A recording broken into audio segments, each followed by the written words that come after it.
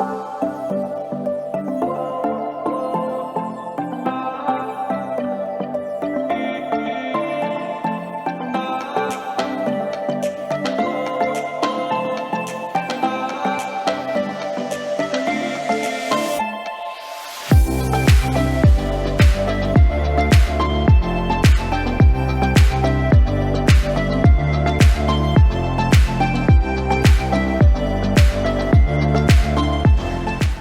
you doing, folks? And my name is June, and welcome to Recovery Now with my guest, Mr. Fury. Say hi, Mr. Fury. Hi. What we're going to talk about is recovery, alcohol, drugs. Here in America, it's getting out of hand. It's pretty bad. It's been like that for quite a while, and it's not just here, it's all over the world. So with my guest here, we're just gonna talk about that. Let me ask you a question. First of all, where you from? I'm from Africa, South Central Africa, in a country called Zambia. Okay. I've never heard of Zambia. I heard of Africa.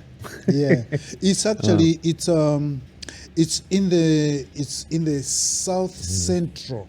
Okay. Like when you go down south, yeah. If you are coming from South Africa, it's gonna be the third country as you go up north. Okay. Yeah.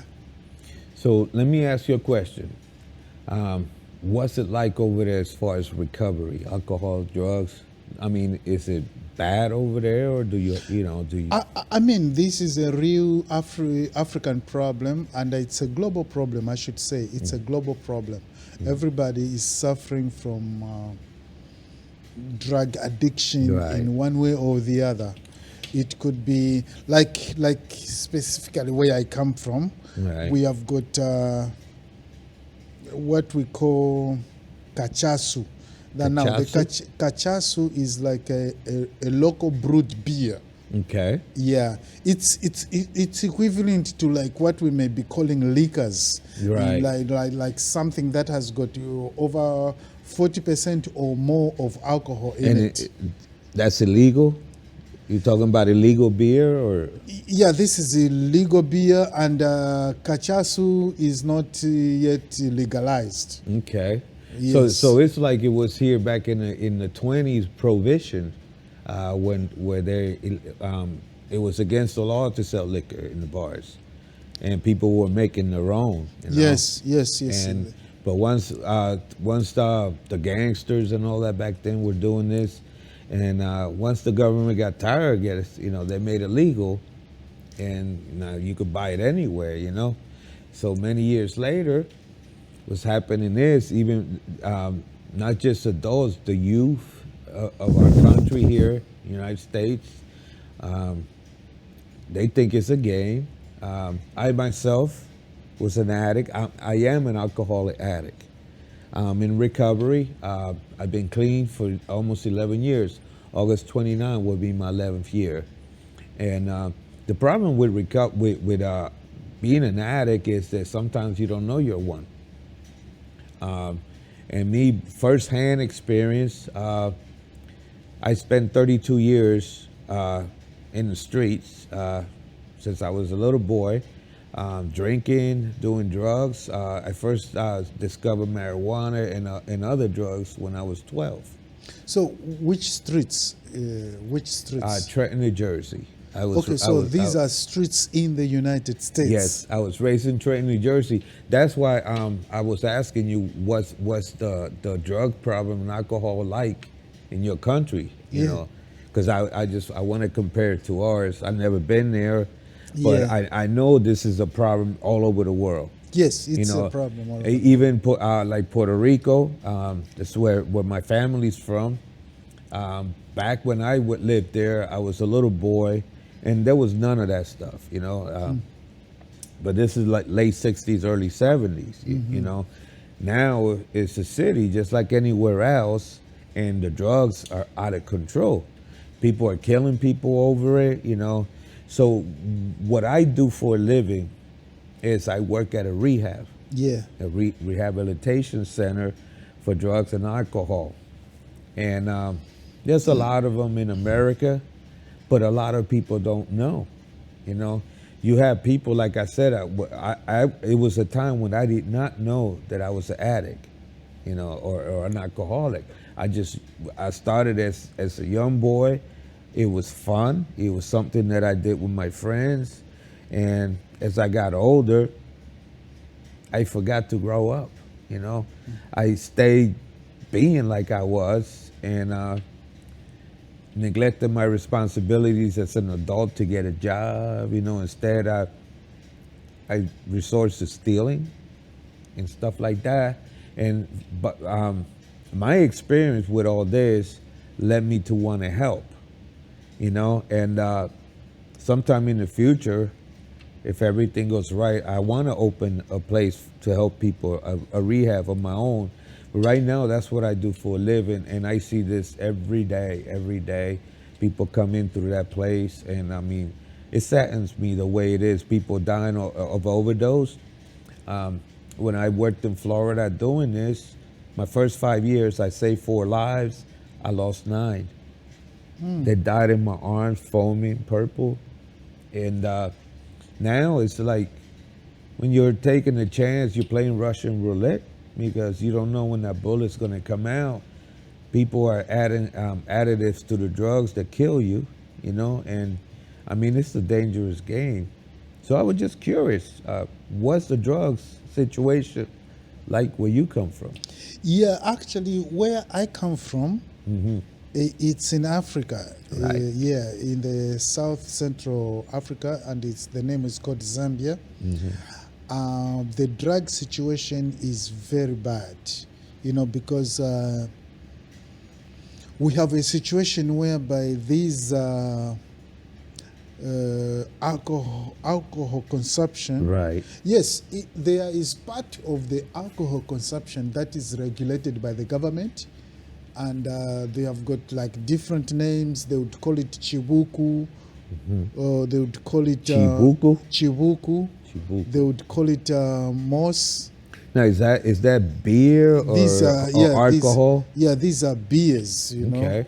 You know, but there's most of these imported liquors like Jameson. Right. Yeah. They are there. Those Right. are regulated by the government. Okay. But there's one that is very serious, which is not even regulated by the government. It's called kachasu. Cachasu. Kachasu. So that's illegal. Yeah, that one is illegal. Okay. Yes. I don't know if I can call it illegal or not because I really don't know. But I know that it's not regulated by the government. Right. Maybe we should call it illegal. Okay. Yes. So we let me- should call it illegal because it's locally brewed. Right. And these people who brew this thing, they don't have any kind of government regulations. It's illegal. So it's illegal. Yeah, We yeah. should call it illegal. Yes. Yeah. How about the drug-wise? What's it like over there? Like here they got the artificial marijuana, which kills people. Yeah, we and- have and marijuana too. you know? We call it chamba. Tichamba. Chamba. Okay. Chamba. Tichamba. Yes. Okay, so let me ask you, what kind of institutes do they have over there to help the people that want to get out of our life, that Okay. want recovery? Yes. So we have institutions like you know, I grew up in the capital Lusaka. Okay, You know? Lusaka. Yeah, Lusaka. This is the capital of Zambia, Lusaka. Okay. I mean, I was 2 weeks old. I was born in the eastern part of the country. Okay. And then I was 2 weeks old when my mom transferred me to Lusaka to Okay. join my dad because my dad was already working in Lusaka. And my mom was in the village to wait for me to be born. Okay. So when I was born, they had to wait for 2 weeks to transport me to Lusaka. So I was in Lusaka for almost 31 years, Okay. you know. So I was born in the eastern part of Zambia, which is Eastern Province, and then I was brought into Lusaka, and I was in Lusaka for the next 31 years before I immigrated to the United States. Okay. I passed through South Africa, stayed there a few months before I finally immigrated to the United States. So, again, the drugs. What kind of institution do you guys have? So in Lusaka, I'm going to speak for Lusaka, Okay. because I don't know the other provinces or the other states. Okay. So I'm going to speak for Lusaka. In Lusaka, we have got what we call the Chainama Mental Hospital. Chainama Chainama. Mental So the Hospital. Chainama is a mental hospital Okay. that is dealing with mental issues. Okay. Yeah. Which goes hand to hand with being an addict too. A lot of people that are addicts. Yes. And that's where it really starts. Yes, it hits the mind, Yeah, the mental yes. area of Oh, yes. a human being. Yes. Because the alcohols and the drugs is actually a side effect. The problem is up here, you know. Yes. There's a lot of locked up there that a lot of people don't know that they have. You know, your subconscious holds a lot of memories. And a lot of people, you know, and you forget as a child, sometimes you went to some kind of trauma and you forgot all about it as you grew up. But back here, you know, for me, I joined gangs and I used to fight all the time and everything. And it turns out that it was because of my dad. I wanted to hurt my dad because my dad used to abuse me when I was a kid. And, you know, and I'd forgotten all about that stuff until I went into recovery and the therapists were working with me. And I let them get inside my head because that's the only way that you're going to get clean, finding out what's in there. Knowledge is power.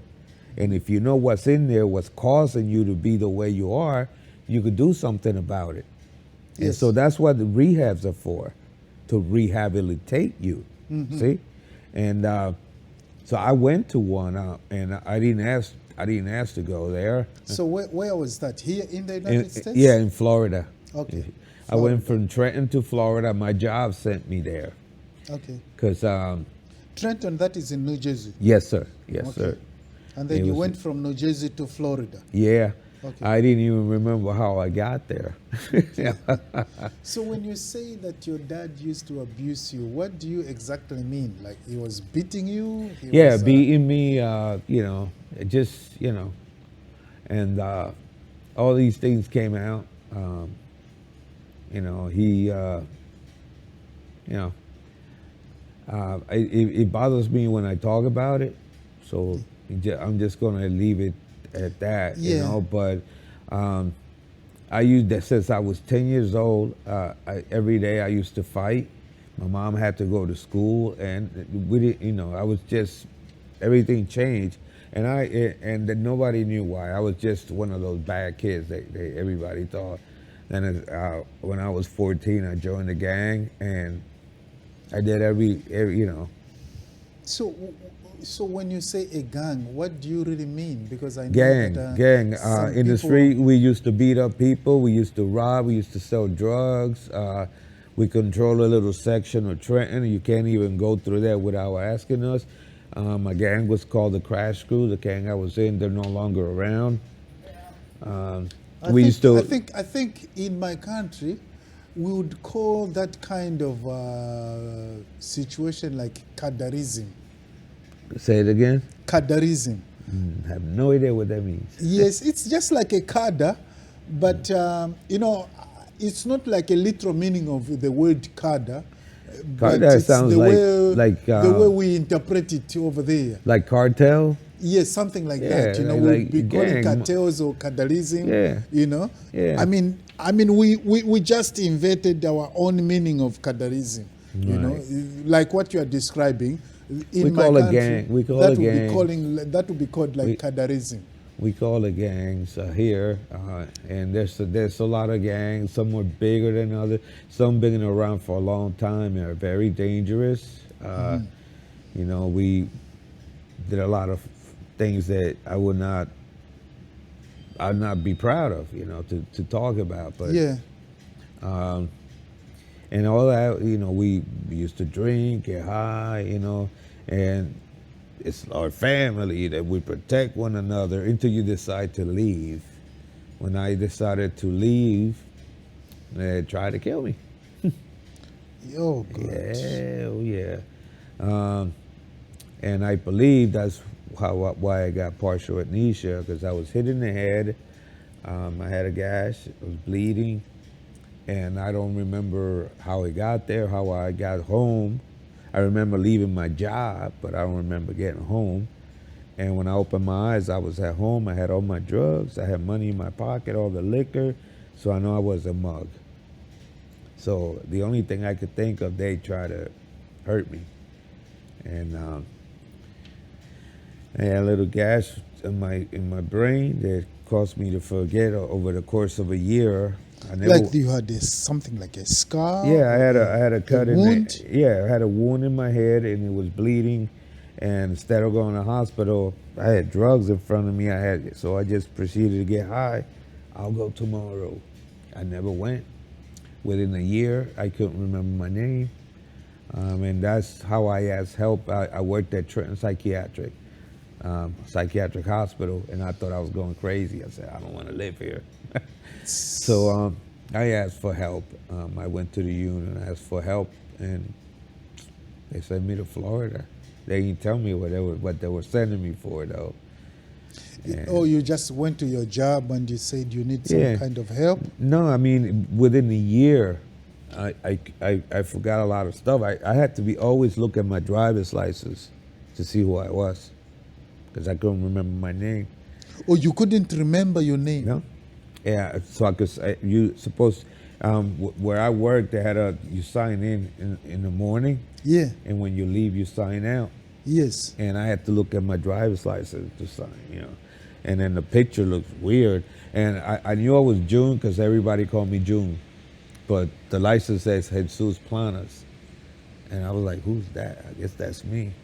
And it started getting weird when I couldn't remember stuff. And I was like, So I went to the union. They've been trying to fire me for about 6 years because they knew I get high, but they couldn't prove it.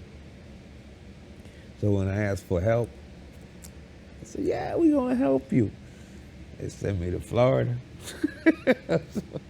I thought I was going to Florida for this, and no, they sent me to rehab.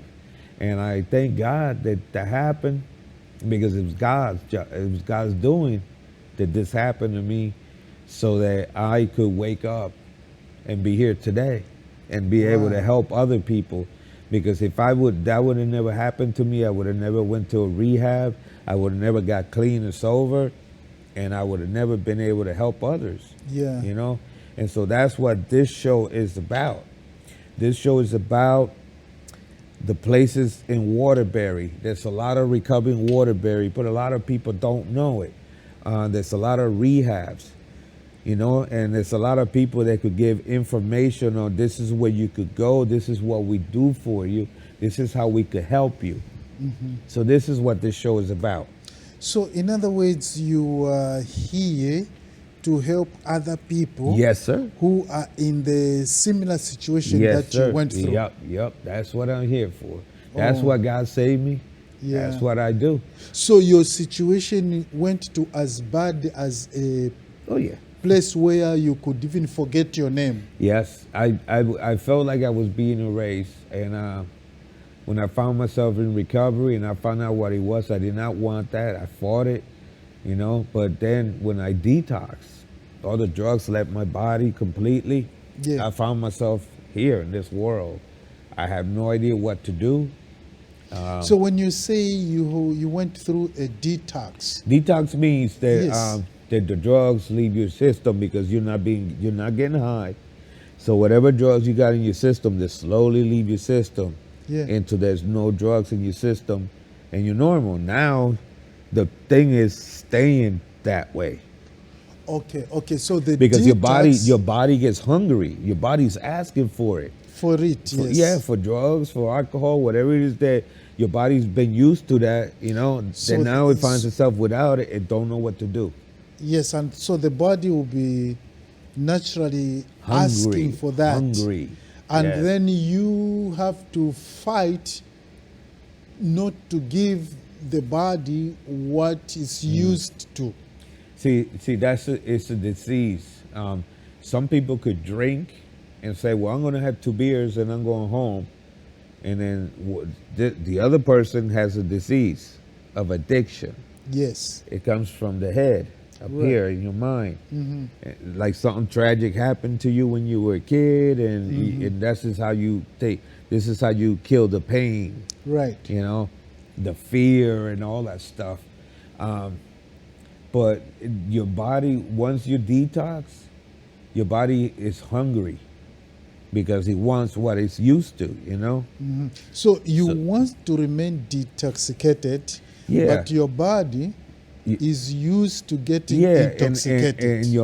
and then your mind is telling you, go, do this, and what recovery and what a detox teaches you is how to stay clean. You know, how to fight that urge, and the longer you fight it, like say once you leave the detox, Right. you're hungry, you're dying to get high, but you don't do it. You fight it. You fight it, and you don't do it. And then the next time you're dying to get high, your body's calling. You fight, and as time goes by, you keep fighting and fighting, and it gets easier. It gets because your soul gets stronger, you get stronger, and before you know it, every time you get the urge, because I still get urges. Yes. I still and I'm going on 11 years. But the difference between today and yesterday is that I'm stronger. Today, I might think about a Molson with ice floating on it and a sweat and a joint. And the minute I think of that, I go, God, that's a beautiful tree. If I'm driving my car, that's a beautiful tree. You're an artist. Or I start thinking about something different, you know, take my mind off of it. And I'm able to do that today and it won't affect me. Or I call somebody and start talking to them about, and Something else. Yes. And I get my mind off of it. Because the problem is, if you're an addict, if you got the disease, the more you think about the drugs, you're going to act on it. Because your mind, it's your mind, you know? But if you give yourself time, if you learn what they teach you in rehab, you got therapists, clinicians, they give you classes. You got classes all day, and they teach you how to fight. They teach you what your problem is, what causes it. Most people use problems as an excuse. They're dying to get high, and the minute they have a problem, and the thing is that life. There's problems everywhere. Life is going to come at you, and it's going to hit you hard sometimes harder than others. But if you don't learn what they teach you in these places, you're not going to learn how to fight, how to defend yourself, and that disease is going to get you, man. But that's what rehabs do, man. They arm you. It's like boot camp. You know, you're in boot Yes, camp in the yes. army. They teach you how to use the weapons. Yes. So when you go into the war field, you know how to defend yourself. Well, in the rehab, it's a boot camp.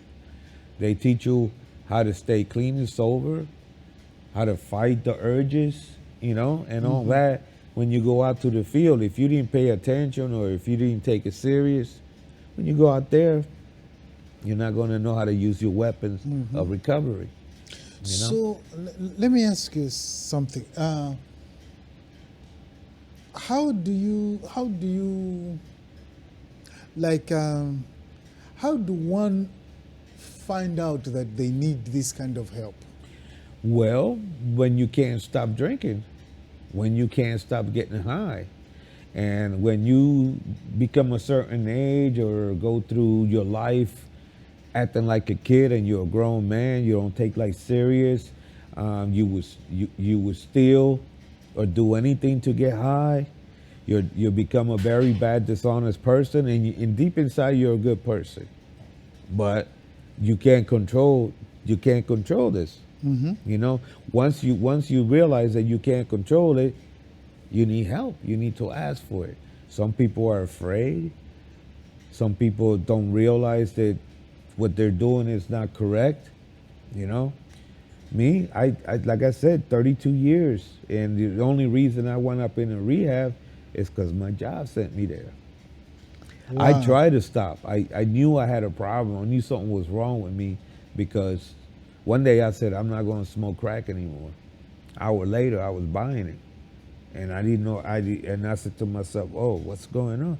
And the next day, and the next day, and Like you tell yourself that you don't want to do this anymore.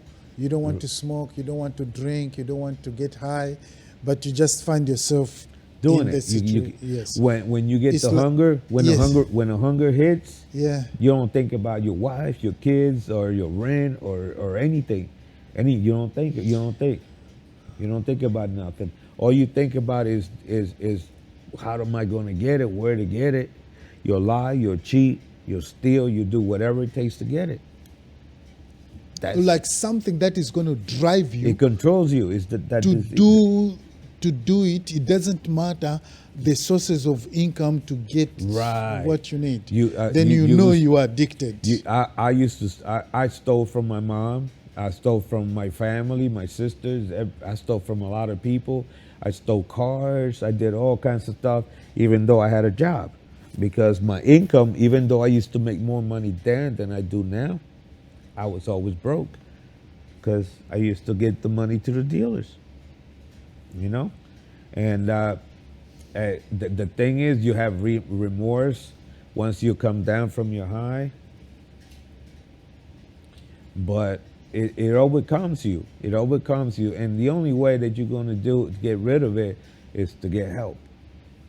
And that's what I want to. That's the message I want to spread.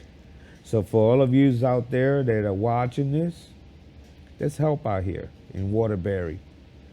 So tune in for the next show. God bless you all. God loves us. Peace.